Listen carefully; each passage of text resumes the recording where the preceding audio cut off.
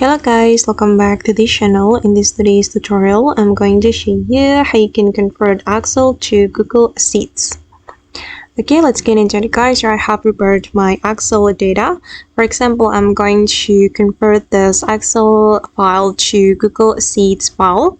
So first of all guys, we need to go to our Google Sheets. You can go to your Google and then you can go to the Google Apps and you're going to select the Sheets. Okay, and just wait for a moment.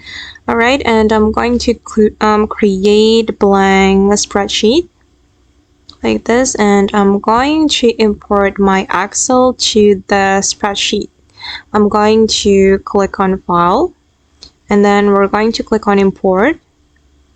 Okay, then you can click on upload and you just need to browse your file.